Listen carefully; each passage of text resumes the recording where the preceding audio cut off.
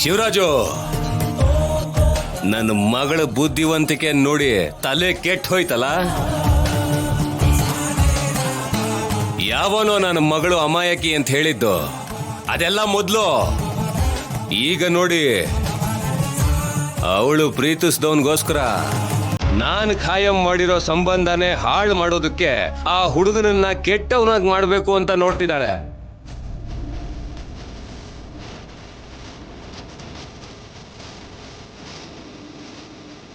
ಸಾಕ್ಷಿ ಆಧಾರ ಅಂತ ಜಾನಕಿಗೆ ಆದ್ಯಾಗೆ ಇಬ್ರಿಗೂ ನಂಬಿಸಿದಾಳೆ.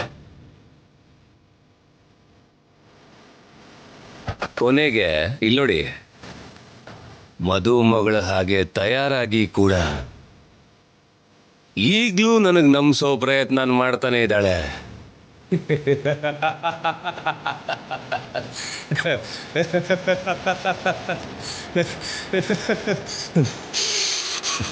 ಪ್ರೀತಿ, ಲವ್, ಅವನು ಯಾವನ ಮೇಲೋ ಇರೋ ಪ್ರೀತಿ ಈ ನಿಮ್ಮ ಅಪ್ಪನ ಮೇಲೆ ಇಲ್ವೇನಮ್ಮ?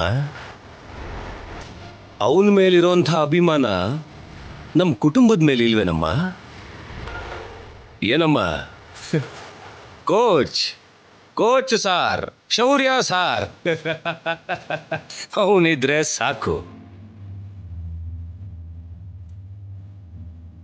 ನಾನು ಈ ಮನೆ ಮರ್ಯಾದೆ ಯಾವುದು ಅಗತ್ಯ ಇಲ್ಲ, ಅಷ್ಟೇ ಅಲ್ವೇನಮ್ಮ?